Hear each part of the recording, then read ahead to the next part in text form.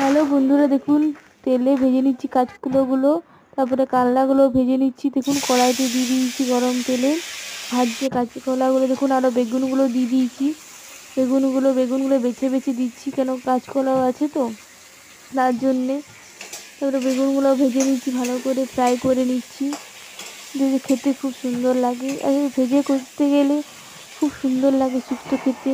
যারা ভেজে করেন তারা জানেনই কত সুন্দর লাগে। তখন দেখুন কাঁচকলাগুলো দিয়ে দিচ্ছি, এই দুটো দেখুন মিক্স করে দিয়েছি। কাঁচকলা আর বেগুনে ভেজে পরে ভালো করে নাড়িয়ে নিচ্ছি। তারপর দেখুন বড়ি দিলে আরও সুস্বাদু লাগে শুক্তো খেতে। বড়িগুলোও ভেজে নিচ্ছি ভালো করে। তারপর দেখুন সবগুলো ভাজা হয়ে গেছে, বেগুন কাঁচকলা। তারপর দেখুন হলুদ দিয়ে দিচ্ছি একটু তেলেই।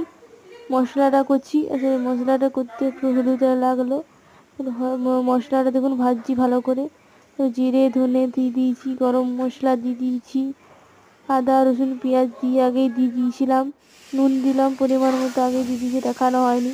তো মশলাটা কষিয়ে নিচ্ছি ভালো করে। দেখুন দেখাচ্ছি আপনাদেরকে, কষানো হয়ে গেছে। সব যা ভাজা এগুলো করে নিচ্ছি। দেখুন কাঁচকলা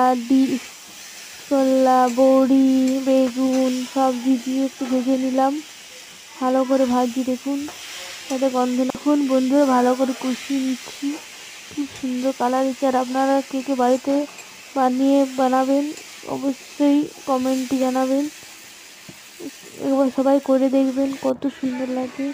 দেখুন কড়াইতে একটু পরিমাণে জল দিচ্ছি, যাতে আলুগুলো বেগুনগুলো কালনাগুলো সিদ্ধ হয়ে যায় খুব সুন্দর করে। দেখুন জল দিচ্ছি, ভালো করে মিশিয়ে নিলাম আস্তে আস্তে করে। লো আঁচে রেখেছি যাতে পুড়ে না যায় তরকারিটা। খুব সুন্দর লাগছে দেখুন। লাস্ট ফিনিশিংটা আপনাদের দেখাচ্ছি, একটু ঢাকা দিয়ে নিলাম। লাস্ট ফিনিশিংটা দেখাচ্ছি, দেখুন লাস্টে কত সুন্দর কালারটা হয়েছে। আর সবাই লাইক কমেন্ট সাবস্ক্রাইব করতে ভুলবেন না, পাশে থাকুন আমাদের।